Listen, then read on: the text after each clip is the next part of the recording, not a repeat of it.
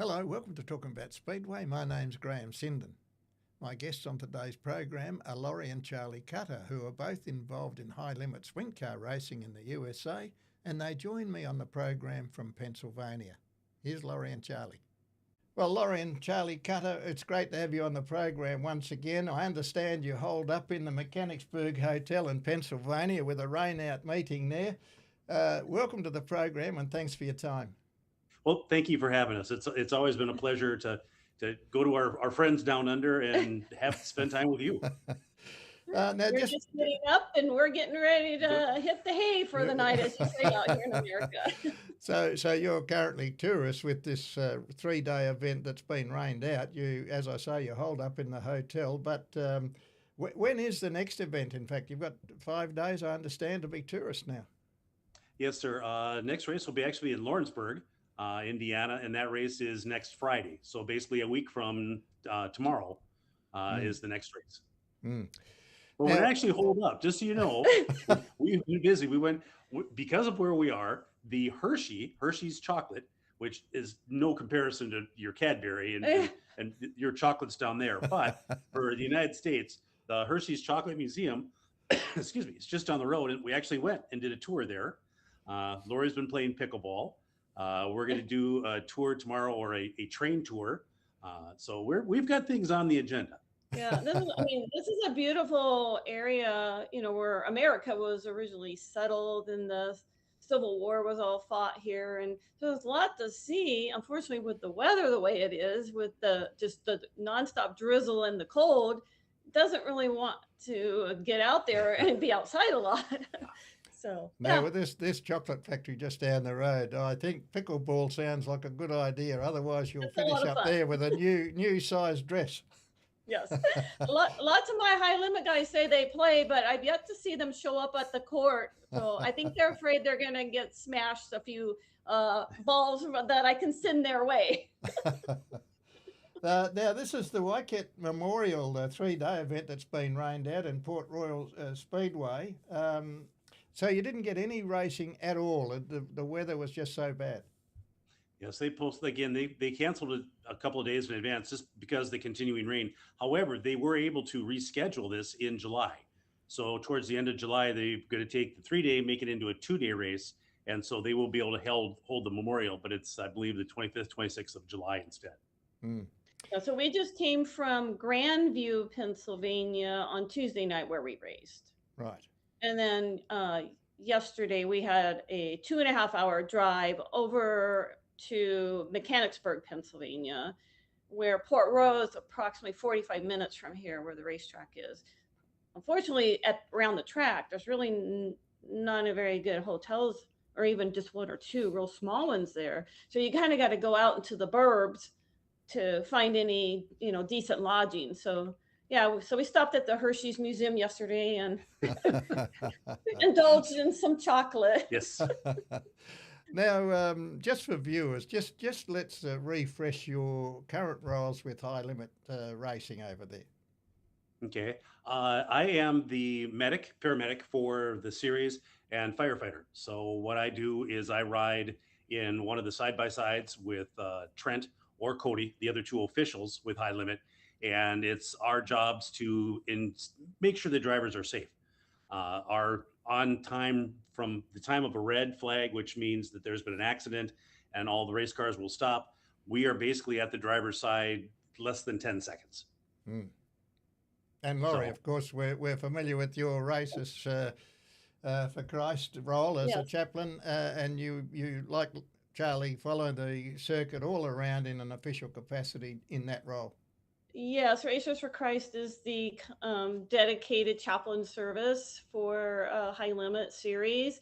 And this year, something they've never had before, but I'm the dedicated full-time traveling chaplain for the whole series. So I'm on the road like Charlie is from March to October, 64 races. And then as we go into other cities, if there are chaplains that live nearby, they'll come out and assist. Right. Now, sadly, we're waking up to the news of the sudden passing of Kyle Busch, and you're going to bed with that news, very sadly. And I understand it was sudden. He was hospitalised and then passed away suddenly. Have you got any more news for West Australian and Australian viewers here? Unfortunately not. I mean, we've been trying to keep we've got people obviously in the racing community we reached out to as well, or have reached out to us. Everything is very closed right now. Like I said, we woke up this morning to news that he had been hospitalized, and then maybe 3 or 4 hours later, he had passed. So at this point, they're basically saying, keep everyone in their prayers, keep the family in their prayers. And at this point, 41 years old. I mean, you can speculate from now until forever, but I'm sure at some point down the road, they'll have an official announcement of what went on. But it just shocking news. Yes, indeed. Well, from us here and talking about Speedway, we pass our condolences on to family and friends, and not a good situation to wake up to, and indeed to be interviewing you folks on this lovely day. Well, then, it's when you get a chance to know them as people, right? And so a couple years ago, Kyle and Samantha brought Brexton to Iowa, where we lived, and it was during the Knoxville Nationals. They also have the Nationals for the outlaw kart track called English Creek Speedway, and Brexton's an upcoming, open wheel racer. And so the whole family was there, very approachable, very friendly. Kyle was talking to fans. At the same time, he's trying to help Brexton get in the car and fine tune the cart, and just their doors were open. And it was great to see him be dad, be husband, and be friend, because you don't always see that side, on the NASCAR side when he's competing and he has all those responsibilities. So, and then as a chaplain, he had raced Chili Bowl a couple times. So it was always kind of neat to be in staging working Chili Bowl as a chaplain and be able to give him a high five, fist bump, and wish him good luck. And then, so very sad. Now, as I understand, there are about 64, 66 races in the High Limit Series for 2026. Where are you now in terms of the season? What race number are you up to in that 64 or 66 races? Well, in my calculations, I show that we have 46 races left, and that would have included the 3 this weekend that we just got rained out. Right. So we're about 73, 75%. Still a lot of racing in front of us. Now, as we said, you're holed up in the hotel there. I take it it's too far for you to return home for this 5-day period before your next race in Indiana somewhere. Right. We looked at it, and it's 15 hours. Yeah, it's 15-hour drive. Part of the thing, and this is totally off subject, is the price of gasoline. I don't know if you guys are getting hammered down there, but diesel now here in the United States is $5 to $6 a gallon. And we have a 22-foot RV that we travel in, which gets good mileage. I mean, we get 16, 17, 18 miles per gallon, but that's a huge consideration. I mean, it would have been almost $1,000 for us to try to drive home for the 5 days and then turn around and drive back. So we've already got the hotel set up. We're at what's called a home 2 suites here. It has a kitchen, a nice workout room, washer dryer. So it has all the comforts of home, and we've already paid for it. It just numbers and cents. It just made sense to stay here. So, like the teams, right? When they get the news, then they start looking at, okay, what's around them? Where can they go still race? Because every race they show up is an opportunity to earn income, earn a living. Yes. And we're in a different boat because I'm a volunteer and Charlie gets paid when he's at an official race. So we don't have like another income opportunity saying, let's go down the road, we can work that race. That doesn't come our way. So then we look at, does it make sense to move? And also next week, when we head over to Indiana, there's, it's called the Noah's Ark Museum and the Creation Museum, which is a faith-based place that we've been wanting to go for years, and it's kind of an hour from where we're going to be staying in Indiana. So we've been looking forward to that trip. So it didn't make sense to go home and turn around and come back. Sure, and now, getting on to how many miles would you do in your 64, 66 race season, from start to finish? We can just do it so far. How about that? We got numbers for so far to date since we started in March, middle of March. So we have traveled to date 12,495 kilometers. Since March. And we have actually been on the road, left Iowa on April 27th. We're home for roughly 9 days since then. And we won't be back in our house until June 7th. So we've already gone 5,030 kilometers just in those since April 27th. So a few miles. There's a few miles we're driving. We're seeing some beautiful countryside. Yes. I notice you're talking kilometres there or kilometres. Well, I'm trying to convert because I'm trying to help you guys out.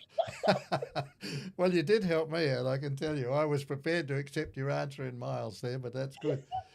Now, let's get on to the racing itself. Aaron Ruetzel's having a burster of a season, 5 wins to date, 906 points leading the series. Rico Abreu, I think, is 873, about 33 or whatever it is behind, a bit more than that by the look of it. There must be some exciting racing going on over there at the moment. Well, there is, and that's why we love the series. Is if you look at from the start, when we started in Vegas, in the first 6 races, we had 6 different winners. Yeah. So, and it was all over the board. And then Kerry Madsen, Australian, came in Lucas Speedway. He won down there. And then, like I said, he's running 5th now in points. Yeah. So he's having a good season. And yeah, like I said, it has been the start of the year was anybody's game, but yeah, Aaron Reitzel has just been on fire. I mean, you can thank your Aussie Bartman for that. Yeah, Bartman's helping him out. Now, when Aaron was over here, he had a slow start to his Australian campaign, but he was just coming out of his moon boot, if you remember, going back that far. So I think he was missing a little bit of match practice, if you like. But toward the end of the Australian campaign, he was on fire over here and really kicking some goals. So it doesn't surprise me to see him take that form back to America and doing what he's doing over there in High Limit Series. Right. You know, I get a chance to walk around in the pits throughout the night, and it's not uncommon. Aaron's out of the car, working on his own car and fine-tuning it. I just love watching the drivers that can do that. They know their machine so well that they're an integral part of how that setup gets done. And it's interesting. They actually had an interview with Aaron and talked to him, and he said, you know, I said at the end of last year and saw where I was, what happened. And I mean, he had from Vegas where he took the rock in the head until the foot in Eldora. And he looked at Rico and he said, here's a guy that's in shape. Here's a guy that's dedicated to his craft. And he said, I made that decision that going forward this year, he was going to do the same thing. So he's lost, I want to say like 20 pounds. He's going to the gym and working out. He has, I don't want to say a different mindset, but I think he understands what exactly he needs to do to be a champion. And I think he's doing it. Indeed. And Rico himself just come into or back into some form. He was in good form early in the season. He's just had a recent win, as I understand. So he's back in form again. Yeah. I mean, you got your 2nd, 3rd, and 4th place teams. They're really close in points there. Yeah, I can see here 873, 863 and 846 and then down to 775 for Kerry Madsen. So as you rightly say, 2nd, 3rd and 4th, extremely close. Right, yeah. You know, and Rico's got that whole new operation from Tony Stewart. So, you know, you've got new equipment, you got new personnel. I'm sure it would play a little bit into your program at the beginning of the season to get everything, you know, figured out. Well, we'll take a quick break and we'll be back with more of Laurie and Charlie Cutter in just a moment. Don't go away. At Maddington Toyota, we're all about great deals, value, quality and service. Head to our website for quality new, demo and pre-owned vehicles with videos so you can find your perfect car. We can organise the details by phone and email and deliver the car right to you. Check out the entire Toyota range, plus a huge selection of pre-owned vehicles, all backed by our real commitment to great service. Maddington Toyota, great deals and great service. Oh, what a feeling. Welcome back. Let's go to Laurie and Charlie Cutter. You're going to Indiana in 5 days' time. Does it take a lot of planning to do what you do to get these events scheduled in your own mind, whether you stay at home, whether you're on the road, all of those sort of logistical things? For us? Well, what we did is at the beginning, Yes. when the schedule came out for High Limit, and Lori and I both knew that we had jobs, or I have a job and Lori's has the position that she had. I literally sat down and looked at all the tracks and started building what would be our schedule, i.e. we're going from here to here to here, started booking hotels. It was probably a solid week of me planning, getting the hotels booked. I would basically, wherever track we're going to, I would put basically a 30-minute circle around that track and try to find a hotel to stay in. And then obviously as the year goes along, we have actually changed a few things here and there. We change this hotel, change that hotel. But right now, as far as from now until October, which the final race is down in Texas, we have all of our hotels booked and kind of the whole thing mapped out of what we're going to do.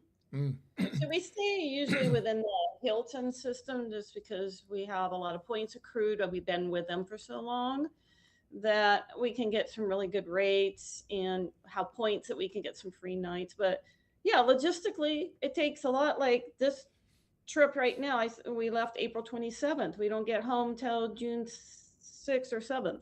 That's almost 6 weeks on the road. Well, you have things like just basic needs, right? That you don't think about. I have to make sure that I have the right uniforms with me.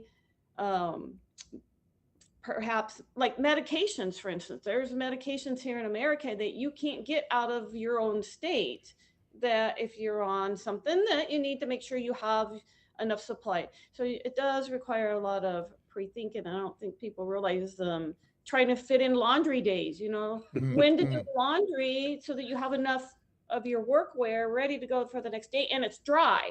You're not folding it up wet because you got to run. Well, it doesn't matter about Charlie so much, but it does for you. Now, talking about bookings, I understand you've already booked for High Limit International Series here in Perth at the Motorplex, and you've got your tickets organised, so that'll be great to see you. I guess we're still talking 28th, 29th, 30th of December? Actually, we're coming over on we're coming over, but yeah, I think that's when the races are. Yeah, the races are in Perth then. Yeah, we're actually coming over a couple weeks before that, and we're going to spend the entire time down in by the racetrack in Perth because we didn't have enough time to explore. So we really are excited about coming back and just seeing more of your amazing country where you guys live. Yeah, Rockingham is where we booked. If there's a Quest Apartments there. Yes. And just for anybody listening, the lady we worked with is really opening to working with race fans for a really good rate. So if you want that information, I can definitely send it your way. Well, there we are. Free plug for Rockingham motel people. There you go. Look, it's great to have you over here. And for me, whilst the High Limit International Series is absolute spectacular, I like the Boxing Day event that the Perth Motorplex puts on. And a lot of your American drivers are here for that event as a warm-up to High Limit International. So that's a beauty. So I'm pleased that you're in Perth, at least for those early events before the High Limit gets underway. Yeah, and we keep talking it up. We keep saying, "No, you're going to Australia. You're gonna come over, right?" Well, we can get a ride. We'll be there. No, we said this before last time when you interviewed us. We've been all over the United States working tracks and everything else, and Perth is one of those bucket list places that you have to go. Your Perth Motorplex is hands down one of the finest facilities we've ever been at. Well, having said that, by the time you get here this time around, there's brand new lighting on the circuit. It's being done as we speak. There are all these new fancy digital things. So if we switch the lights off for fireworks or for any event like that, they can come straight back on immediately rather than have to warm up as the old ones did. Much, much brighter. It's just going to be spectacular. And, of course, behind the spine, where all the grandstands and the PA box and all of those sort of thing, corporate boxes, the drag strip right behind there, that's all being absolutely dug out and replaced to world standard. That's what Terry and Chris were telling me when they had to take me over and show me all that. So are we still going to have the little wand that lights up in the grandstand that you get all passed out, or we won't need those this time because it'll be so lit up? Well, that's spectacular on its own, isn't it? It is. Well, so, I had a nice conversation last night with Brock Zierfoss. Oh, lovely. He was one of the drivers that have been over there several times, and we talked for like 10 minutes, and he's so looking forward to coming back. He's saying, I hope I got the same ride. And so he just was telling me all the different places that we need to go visit. And he says that's one of his highlights every year is when he gets to come back there to race. Well, we class Brock almost as a West Australian these days. He's been over here probably on 6 occasions for racing commitments. He's a fan favourite over here, of course. And I think last year was probably one of his better seasons. He seemed to have a great relationship with Sean Curran in the Gold Star Transport ride, and I'm sure he'll get that ride again this year. But he sure struggled Tuesday night here. He had mechanical early on in qualifying, and then he didn't make it out of the B, and a little disappointing for him. Yes. Now, Kyle Larson hasn't done a lot of racing in the high limit these days, nor has Brad Sweet. When was the last time you saw either or of those two? Tuesday. Both of them. Oh, lovely. Yeah, Kyle Larson actually won the first race in Las Vegas, and then Texas Motor Speedway 3 weeks ago, he won again. And Brad has retired this year, in theory. In theory. And he's been to a few races. He wasn't racing actually at Grandview the other night, but he was there helping with the high limit. And that's what he's done probably half a dozen times, where he won't be there physically racing, but he'll be behind the scenes. He'll be literally one of the tracks. He was in one of the tractors, driving around doing the tillings and things. So he's still actively involved, but he's more behind the scenes, as opposed to, he has been driving the number 94 car. He was trying to think what race he was at. That was a couple weeks ago. He did race with us, but Now he did on Tuesday at Grandview, Pennsylvania, where we raced last. He was actually on a quad and actually helping push cars around. Like there was a red during our feature race, and he was right down in the middle of it in the quad trying to get the cars drug out of the track and into the infield to the work area, and he just was doing whatever. And Kyle raced that night. Unfortunately, I don't know what happened. He ended up spinning out in the feature and just never. He was about halfway up to the pack by the time we checker flew. But but he wasn't going to be with us for port because obviously the Coca-Cola 600s this weekend, so he's running that. I haven't spoken to Gavin Margot very much in recent times. He's been busy. Right, this has been a huge season in Perth in Western Australia. It's the longest season that Gavin Margot has competed or done. I think there's been record numbers of corporate sponsors and boxes. There's been record crowds. The length of the season, you name it, everything's been top shape. So, but I understand Gavin's heading back across to America, and he'll be talking to some of your American drivers to get them back for the High Limit International Series. So, do you know yet whether Brad Sweet is coming back to drive in Perth in the? I haven't asked him that. I know several of our drivers that want to come and just need a ride. You know what? I'll make you a deal. When we see him the next time, we will ask him if his plans are to come back. My guess is yes. That's just a guess. The only thing is, I know he likes to try to be home for Christmas, so he might not make it for the Boxing Day. But if I was a betting man, I would say he will probably come over for It's the his race. birthday that week, towards the end of December. So Is he that likes right? to celebrate. Yeah. Well, guys, look, this has been fun, and I think we should do it again on a regular basis, just to give us an update on what's happening over there in the High Limit Series.